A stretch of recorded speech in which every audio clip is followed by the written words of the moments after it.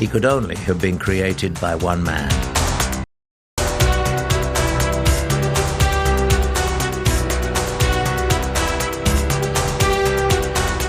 He was very suave, very cool, very charming, very relaxed, very English. He also liked the girls, Ian. He had a capacity to fulfill his dreams. He was a very nice man. He was a very strange man, though, I must tell you, and a very puzzling man. He was somebody who could be anybody she wanted to be. I think he knew, Ian, that he would never lead the kind of life that any of us were going to lead, that he would be leading a quite unusual life. He seemed to run his life in a funny way, rather like a spy would. James Bond is a projection of what Ian Fleming would like to have been. I always saw James Bond as actually Ian himself. Fleming came from an interesting Anglo-Scottish family. His grandfather, Robert, was a self-made financier who started off working in a jute factory in Dundee. He obviously had enterprise and initiative, and he did a lot of work for them in America. Then when they made some money, they moved down south to London. And they also bought a very big house near Nettlebed in Oxfordshire called Joyce Grove. Joyce Grove, where he grew up, is a sort of monstrous house, really. Enormous and dark and full of heavy panelling. Rather magnificent in its way. Ian's father was Valentine Fleming. Valentine became a lawyer and then entered Parliament. He did all this before he was 30. He married Evelyn Rose, fathered 4 children, one of which was Ian, and then he went off to war. And he was killed very young in the First World War. Winston Churchill, who was a fellow officer, wrote Valentine Fleming's obituary. They were devastated. They were left with an image of a father who was a hero to them. It affected their mother very deeply. She continued to hold him up as a paragon of virtue. They felt they had to live up to this father. Evelyn, Ian's mother, she was very, very beautiful. Who was a very glamorous, very exotic lady. She was always dressed in wonderfully vivid colours. A young, beautiful widow. She was obviously rather talented. She played the violin very well. Really quite unlike the rest of our family, who were more sort of the Scottish, solid types. She was in quite a difficult position. She couldn't remarry, basically, without losing a nice income. So it must have been quite difficult for her, especially with 4 boys to bring up. Eve liked to mix with artists. She moved to Chelsea and began an affair with the famous portrait painter Augustus John. Eve had a daughter by Augustus John, Ian Fleming's half-sister Amaryllis. Turned up at Eton with this child, this baby, and announced to me, "Oh no, darling, you have a sister." She was an exotic bird, really. Quite frightening in some ways. It was a sort of in-joke within the family, I think, that mother was always called M. Ian admired her immensely. And I think Ian was probably perhaps more like his mother than his father. There was pressure on the Fleming boys to perform. All 4 brothers went to Eton, and my father was very good academically and won a lot of prizes. Peter Fleming was the most successful schoolboy there's ever been. I think that's always a hard act to follow. Ian was wilder and sort of rebelled against it slightly more. There was something delinquent about him. Certainly in those days at Eton, being clever didn't really cut very much ice, and being a brilliant athlete, which Ian was, cut a great deal more. Ian Fleming became a distinguished schoolboy athlete and won the Victor Ludorum Trophy 2 years in succession, a feat that has only been equalled one other time in the school's history. He was scheduled to be beaten, and he was going to run in a cross-country race. So he applied to be beaten early so that he'd be in time to run for this race. So they beat him so savagely that blood came through his trousers, and he ran through the race with blood coming through his pants. He finished second. Ian wanted to do his own things, really, and not be too constrained by family requirements. Ian had to leave Eton under what is known as a cloud. His mother was a very strong influence at this stage. She suggested that he should become an army officer like his father. So he went to the officer training academy at Sandhurst. And Ian was very much a fish out of water there. He didn't like Sandhurst. Sandhurst wasn't his sort of thing. At the end of one term, he invited his girlfriend to join him at a school dance, but she refused, because she had a prior engagement. Ian was very annoyed. He got in his car and he drove up to London. And as he had threatened, he went to a nightclub and picked up a tart. But he got more than he bargained for. He also picked up a venereal disease. And this, in the circumstances with his mother, got him into deep trouble, and he was forced to leave Sandhurst. His mother thought that he really was so difficult that he was practically verging on the schizophrenic. Eve was very concerned at this stage. She felt her son needed help. In desperation, she turned to a man called Forbes Dennis, who was rather an extraordinary character, who was married to a lady novelist called Phyllis Bottom. And they were an idealistic couple who had a sort of guest house in Kitzbühel in Austria. It was a curious finishing school for children with attitudinal problems. This was the first time he went abroad, the first time he really enjoyed being in Europe. Everybody knows the success he had as a young man in Kitzbühel and when he was learning German. So there was Ian out on the ski slopes, racing his car, meeting the local girls, having a good time. The girls were literally falling all over him. I said, the English are very shy, my darling. There's only one thing to do. You just get up now, pass his table, fall over his feet and say, I am sorry. There was a sort of way in which Ian did find himself, I think, there. Rather subtly, this couple who ran the school were helping him develop his literary interests. Ian became very, very, very good writer. The wife, Phyllis Bottom, started to draw out Ian's ability to write short stories. And Ian then honed that gift when he trained as a journalist. I started off in Reuters, the international news agency, at the age of about 23, and served with them for about 4 years in London and Berlin and Moscow. He was sent to Russia, where he distinguished himself, reporting on a rather important spy scandal. He had got a natural instinct for very quick journalism, for knowing what people wanted to read, and for wrapping things up in a very clever, urbane, stylish manner. I found I wasn't earning enough money in journalism, as I expect you probably find also.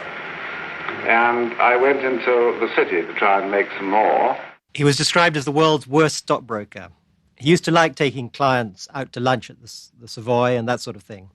But he had no aptitude for figures. He lived in Ebury Street. A strange building. It's like a sort of temple. It's still there. It was a very, very weird place. Only a very unusual character like Ian would have lived in. This became Ian's bachelor pad. And he worked out a sort of perfect lifestyle for himself in those days. He founded a small group he called Le Cercle Gastronomique et de Jeux de Hasard. It was just a bunch of young bucks who liked to live well. Really, at this stage, Ian was just a young playboy going nowhere. When they were young, Peter was this great star, really. And I think Ian definitely had a bit of a complex about his older brother. My father became a best-selling author in the 30s. He made his name by writing a book called Brazilian Adventure. In 1936, 37, 38, he was a sort of folk hero. We girls at Girton used to admire him because he was such a wonderful traveller, and we used to think he was a marvellous chap. So I was quite interested to meet his brother, who was rather a disappointment because he wasn't so noble as Peter. People look and say, oh, Peter Fleming's got a younger brother, and then they, take a glance at him, and is he up to it? And then, look, not really. That must be crushing. Peter and Ian were very close, very fond of each other, very loyal to each other. He made some money on the stock exchange, and he came along to see me in my office. But the whole thing completely cut and dried in his mind. He said, I'm going to put £250 of this little lot I've made into books. I don't want first editions of modern authors. What I want is milestone books. This was his famous collection of books, which were all in black boxes. Ian did develop a close relationship with one particular girl, a very attractive occasional model called Muriel Wright. Ian was very fond of her and she was very fond of him. I think he called her Honeytop, and he often spoke of Honeytop. He was devoted to her. Ian didn't treat her terribly well because he had several other girlfriends on the go. Ian was an extremely striking-looking young man, and my mother was also an extremely good-looking woman, and so there was a sort of close attraction. She was born Anne Charteris, and at a very young age she married an Irish aristocrat and became Lady O'Neill. She was a very strong character, extremely intelligent, very aristocratic, very confident, and he rather liked that. My mother liked the challenge, and when she first met him in 1938-39, he was this moody, that's how she describes him, and very attractive man. She was a powerful lady, and she fell in love with Ian, and she wanted Ian. But above all, it was that melancholy, that difficultness of Ian that presented her with a challenge.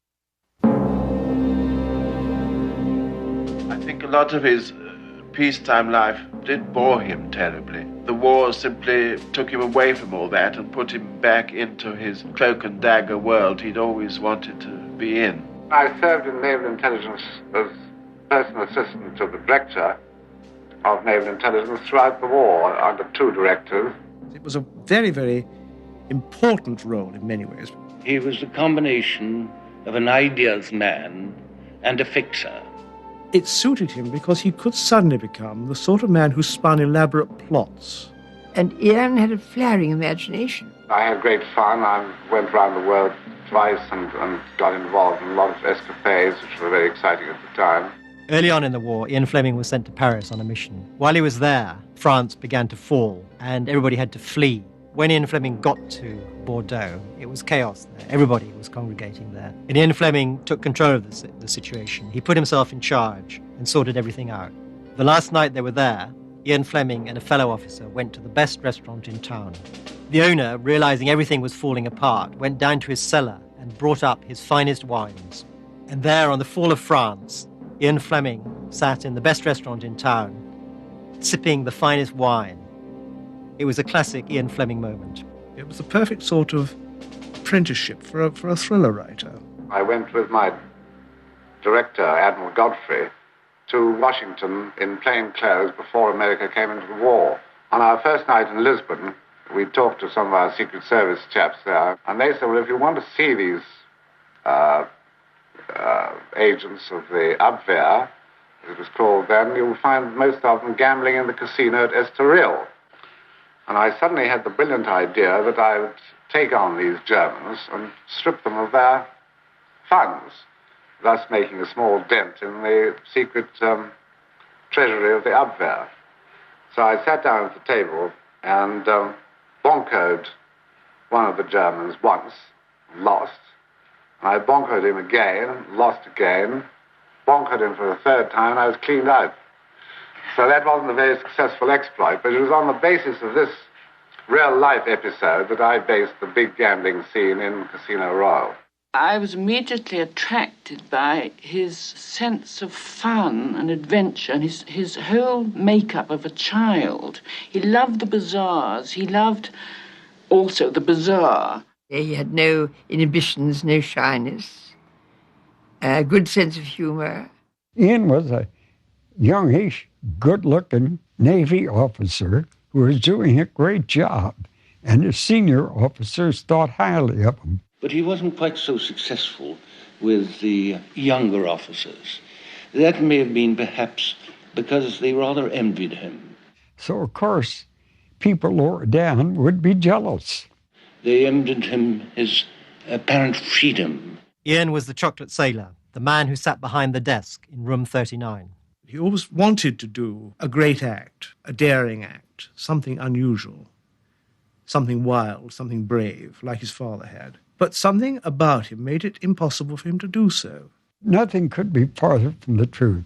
Ian was always wanting to go, particularly over to France, on missions, and they never would let him.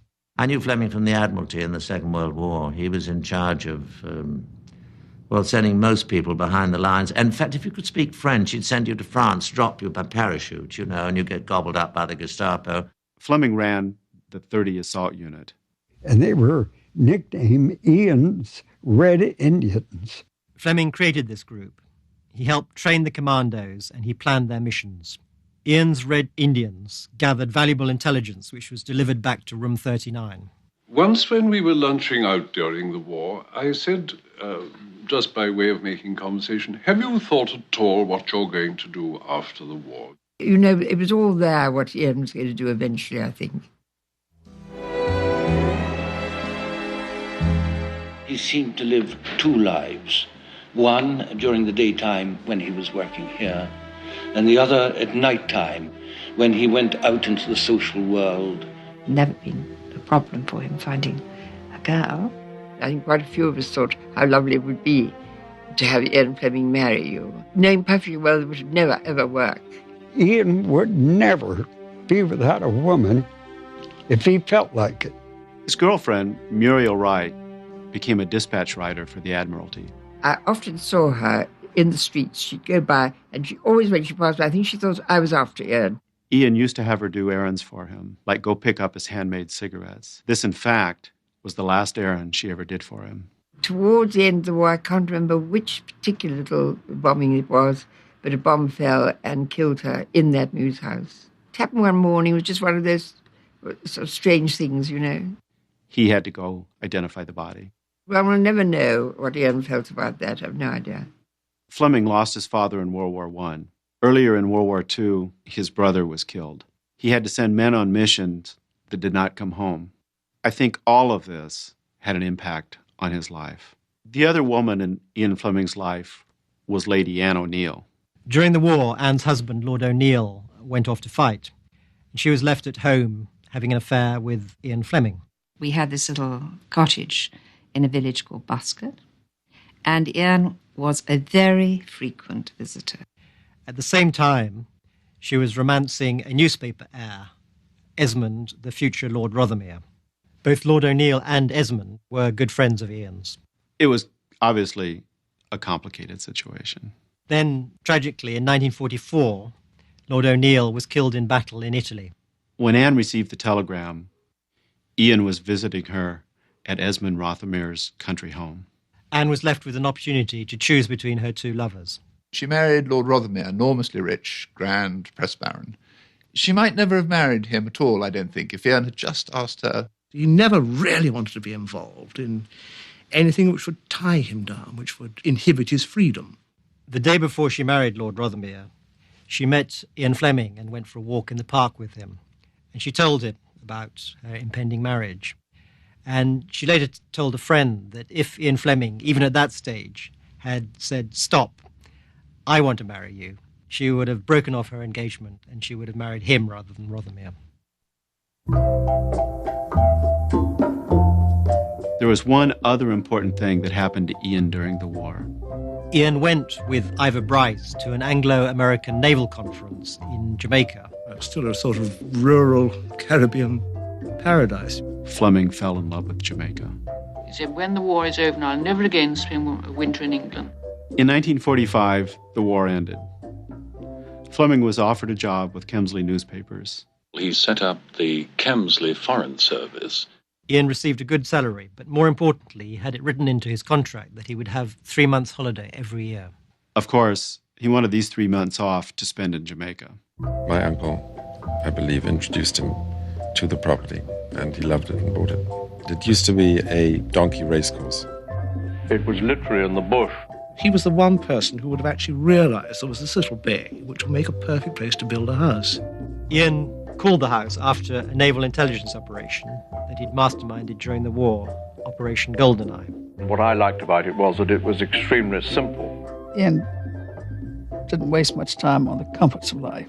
As there was no glass in the windows, you really lived with nature. The first person Ian Flemming rented Goldeneye to was Noel Coward. I had a wonderful time. The rent was extremely high. The relationship between Noel Coward and Ian Flemming was a very attractive one. And Noel absolutely adored Ian. If he had built it on that angle over to the right, he would have had a full view of all the sunsets. But he built it flat, facing the sea, so therefore he doesn't get the sunsets. Noel thought the place looked like an old-fashioned colonial medical clinic. Noel Coward used to call it the golden ear, nose and throat. It was wonderful to go and see, and life is terribly pleasant and very simple. When you're there, you just feel, it's just you alone in the world. It was everything he wanted. It was excitement. It was the underwater swimming he adored. Ian Flemming spent his days snorkeling and exploring the reef. The beach life was extraordinary. There are lots of very interesting people who were flooding down to Jamaica at the time. A great friend of mine was very much in love with Ian, or thought she was, and he was treating her in the most atrocious way. And with the arrogance of youth, I walked up to Mr. Flemming when I was introduced to him and said, "Mr. Flemming, I consider you a cad." And he looked at me and said, "Mrs. Leiter, you're indeed right. Shall we have a drink on it?" And we never looked back. So every year after Christmas, Ian would travel to Jamaica. Shortly after Anne was married to Esmond Rothmere, Ian began seeing her again. It's a passionate affair, and she's desperately in love with him. And she drifts apart from Rothermere without any great feeling. My mother once described him as remote as the North Pole. Anne told me once that Ian confessed to her that she was the first woman he spent a whole night in bed with. I think he was a great one for doing the deed, pulling on his elastic-sided boots and leaping out of the window. I mean, he was a lover and a leaver. And Anne was the first person he didn't really leave. I think he loved her very much and was fascinated by her. He used to call her his little golden pheasant. In January 1948, Anne Rothmere came to Jamaica for the first time. It's a love affair with this wonderful setting, tropical lushness, beautiful sea, and everything is perfect. And I don't think my mother's ever been happier, really, than those first visits to Jamaica. It was their kind of private paradise, really. And Annie fitted into this perfectly, you see, and it was a great adventure for them both. And at a certain stage, she got pregnant. Which must have been transparent, I'd have thought. The baby was born prematurely and only lived a few hours. Her husband was furious and forbade her from seeing Flemming, which she still did. By the following January, Anne was returning to Jamaica with Ian. Anne claimed to her husband that she would be staying with Noel Coward at his new Jamaican home, but she was very indiscreet. When Anne returned to England, she was met at the docks by an emissary of her husband's, who told her that she had to stop seeing Ian or Esmond would divorce her. She definitely wanted Ian. The fact that she was married to Esmond Rothermere at the time made little difference. By late December 1951, Anne decided to end her marriage with Esmond Rothermere. When we were told that she was going to abandon Viscount Rothermere with his newspaper millions and marry this journalist called Ian Flemming, who long before he'd created James Bond, my brother demurred slightly and was not altogether happy. "Are you sure that's wise, Mamma?" he said. She and Ian went to Jamaica to await word that the divorce was final. And I think he was terrified then. The responsibilities of marriage and having to settle down were too much for him to deal with.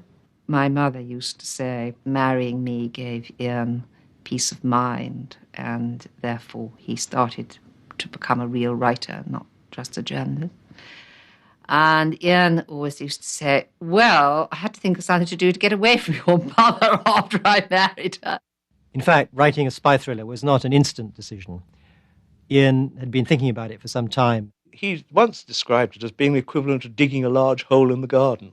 Ian sat down at his desk every morning and wrote what he had described as the spy novel to end all spy novels. And I think he was amazed by what turned out. He knew women, he knew about espionage, he knew all sorts of things. What could be a better qualification for a writer? Everything in it was so well done. I mean, what he drank, what he ate, all the little touches was so perfect. Ian was a good writer, and he wanted to be a good writer, but he also wanted to make some money now that he was going to have a family. Ian was also very aware of Anne's circle of literary friends. He wanted to fit in. He wanted to be more than just a journalist in their eyes.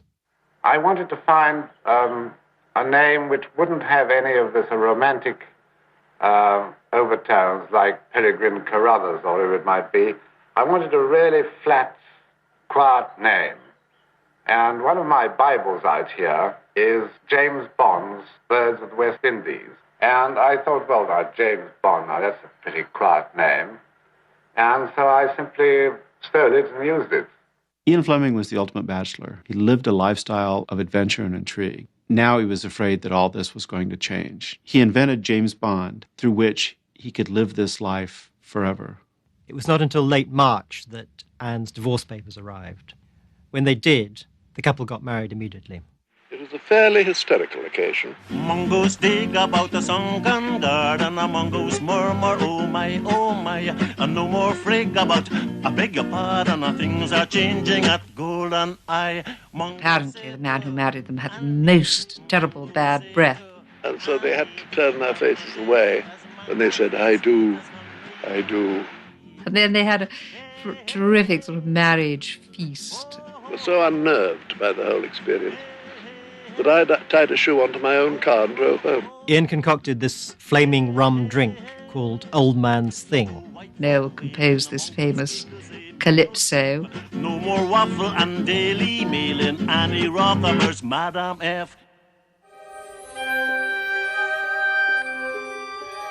He had in his suitcase after that Jamaican visit the manuscript of Casino Royale. Obviously, almost every aspect of Ian Fleming's life changed when he returned to England. Even before Casino Royale was published, Ian Fleming ordered a golden typewriter to celebrate his new status as an author. Royal Typewriter custom-made it, and it was plated with gold. On August 12th, 1952, Anne gave birth to Ian's son, Caspar Flemming. Caspar was a difficult birth. It was very hard on Anne. Caspar was a fine-looking boy, and Ian was very fond of him. You know, he was quite old to be a father in a way. He was living in a rather delightful flat in Cheney Walk. This great, big, old-fashioned mansion flat. But my mother, and I would agree with her now, absolutely didn't like living in a flat at all. It had no dining room where Anne could entertain in the style she was accustomed to. I felt rather sorry for him because I'm afraid she persuaded him to uproot from this very masculine environment. And they bought Victoria Square, which I never felt was the house for Ian. Shortly after the marriage, Ian's carefully constructed world began to fall apart. It was so much my mother's house and not Ian's. I always felt that he was like sort of a wild beast in a gilded cage there. And then, of course, he went on and had one of the early Thunderbirds, which Annie used to call the Thunderbox. It was marvellous. It had so many sort of gadgets, and he showed me how they all worked. My mother had a matching car, which was actually a form of Austin, but it was known as the Thunder Chick, to match the Thunderbird. My mother reverted to her old ways of being a London hostess. Anne's circle of friends included some of the top writers, artists, poets, and politicians of the day.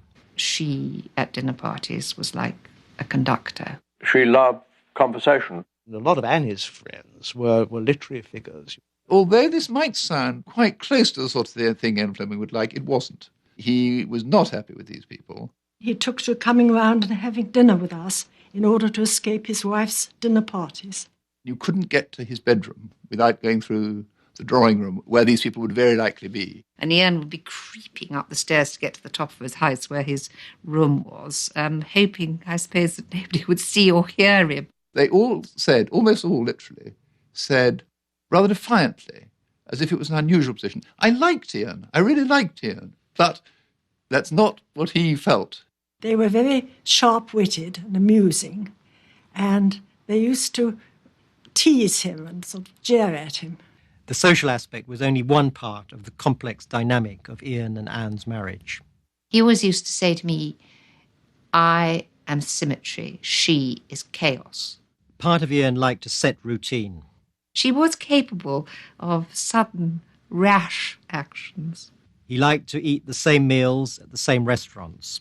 We would perhaps go round the corner together to Overton's and sit on a stool where he would have his favourite kippers and brown bread and butter. He had a particular style of dress that didn't change. He always wore a pale blue shirt and a dark blue polka dot bow tie. Anne was different. She liked change. She liked to mix things up. Annie was a strange woman. She was a brilliant person, highly intelligent and very amusing, but she was very difficult. I thought she was very clever, charming, amusing, and unhappy. The trouble is, Ian Flemming and herself never really got on. They were supposed to be always very much in love, but they quarrelled constantly. Over the bridge table, they had some fantastic row. And my mother got up and said, "I'm driving back to London." And she was in a fury. And she saw this gleaming Ford Thunderbird, and I hate to have to tell you that she drove her little car as hard as she could into the Ford Thunderbird. It was an immensely complex relationship between the two, as it could only be between two very complicated human beings. He didn't want to be married, that was the thing. Jamaica was always Ian's escape. He would go there to get away from his wife's dinner parties. Ian would come to Jamaica, spend 3 months, write a Bond book, and then go back. And after Casper was born, there were several years when Anne simply didn't come to Goldeneye. And then, of course, he fell in love with Blanche Blackwell. I met Mr. Flemming for the first time at a dinner party. Blanche Blackwell lived down the road in her marvellous house called Bolt. He very kindly invited me down to come and swim, and I was very glad of it, because I couldn't have managed, really, to have any swimming at Bolt. Blanche and himself would go scuba diving and shark hunting and so on. He was a man who was interested in everything, and he used to love to go shark fishing. Anybody who is interested and loves adventure would love to be free to do as they want. Don't you think? I used to find my mother sometimes in floods of tears. Anne also had her lover. My mother walked out for a while with Hugh Gateskill. She was in love with my wife's cousin, Hugh Gateskill. Hugh, we always thought of as somebody who really never had a teenage. He never had a youth. And he was having a little teenage fling. They'd been screwing around for years, and they loved affairs. I decided how I wanted to live long ago. And I've managed to succeed in doing it without getting into too much trouble. Blanche simply enjoyed Ian's company and put no pressures on him, which he liked. 2 men have asked me why they couldn't make me jealous.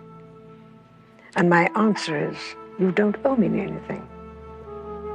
Why should I be jealous? It doesn't matter to me what you feel about me. I happen to like you. That's what's important as far as I'm concerned. That's how I am. Very naughty. Aren't I?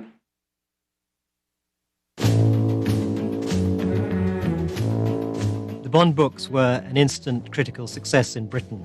Anne used to refer to it as Ian's horror comics. He thought nothing of them, absolutely nothing. Oh, well, that's the English upper-class thing, isn't it, you know? You must never be shown to be wanting anything that you wanted. Ian worked very hard to make James Bond a success. No one took him more seriously than Ian. The books were serialized and turned into comic strips in the British national newspapers. Ian desperately wanted to be a literary figure.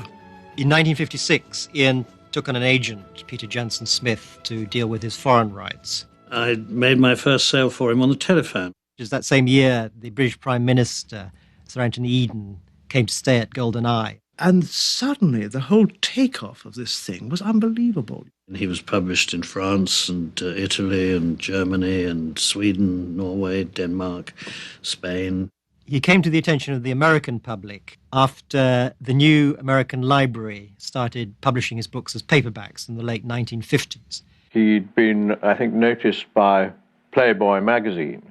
We published a very favorable review on the latest Bond book in the fall of '59, and then published the Hildebrand Rarity, the first short story, in an American publication in 1960. The marriage between the two, I think, was a natural. I think I made Ian Flemming in a curious way. Jack Kennedy rang me up one morning and said, "Oates, I'm sick. Have you got anything to read?" And I said, "Yes. Do you like spy stories?" "Yes. I'll send you over something that's just come to me from England." And then, of course, there was the moment when President Kennedy was seen with a James Bond book. And that seemed like fame indeed. In early 1960, Ian met John F. Kennedy. One Sunday morning in Washington, Ian and I were going somewhere. They suddenly spotted Kennedy and Mrs. Kennedy walking along the street together. As they started to cross one street, I stopped. and Mrs. Leiter introduced Ian Fleming to Senator Kennedy. And Jack poked his head in the window and said, "Not the Ian Fleming." And I said, "Yes." Well, he said, "Bring him for dinner." So we turned up at 3307 N Street, and somehow the conversation got around to Castro, which was not all that unusual in those days. And Ian had us all absolutely hysterical, saying that he had some plots that he thought would be wonderful if the CIA would play on Castro. He suggested that they should drop some leaflets. CIA could just fly over Cuba and drop these leaflets telling the women of Cuba Beards, such as Castro had, were natural receptors for radioactivity. that all the men wearing beards were impotent. Life magazine asked the White House to supply the list of the 10 books that the president had enjoyed reading during the year. I only remember Lord David Cecil was one. And then the other, to my staggered amazement, was Ian Fleming.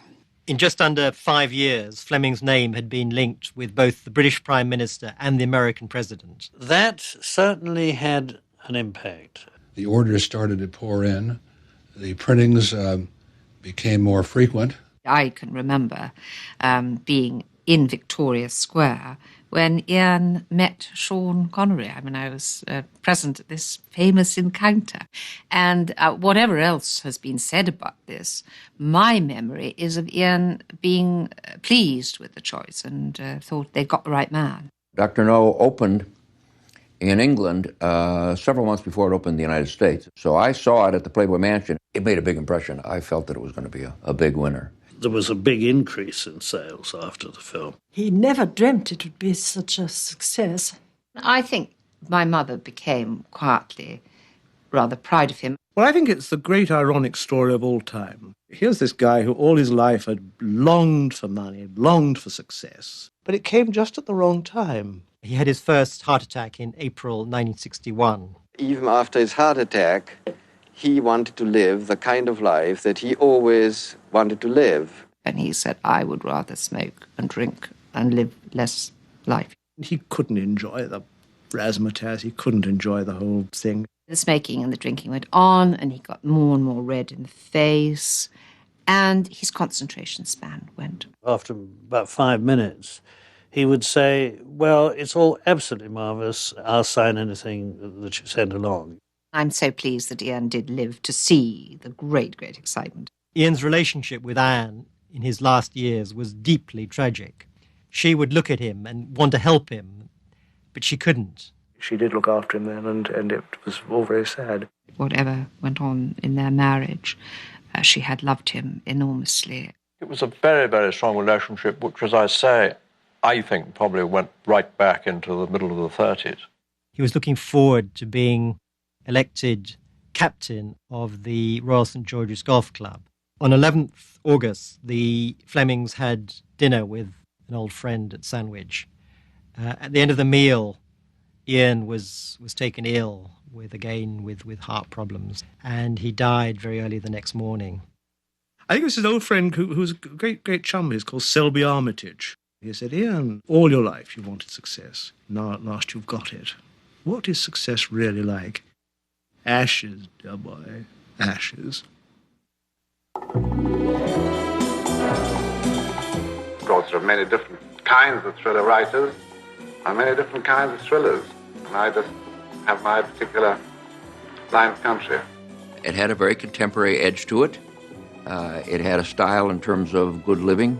And I meant for warm-blooded, heterosexual adults, in beds and railway trains and aeroplanes. It was what every man wanted to be, and every woman wanted to be the girlfriend. Someone said it never rains on Bond.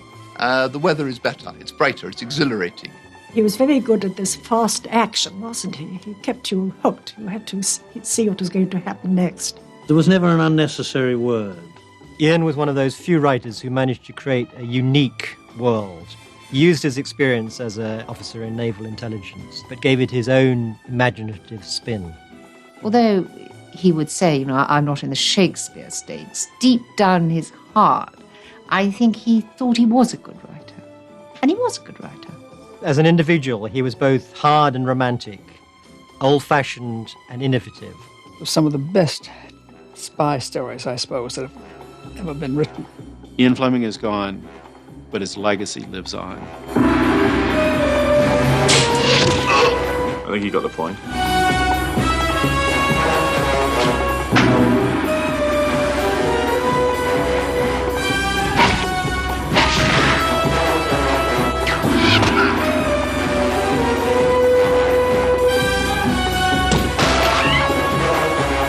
A martini, shaken, not stirred. Bond. James Bond.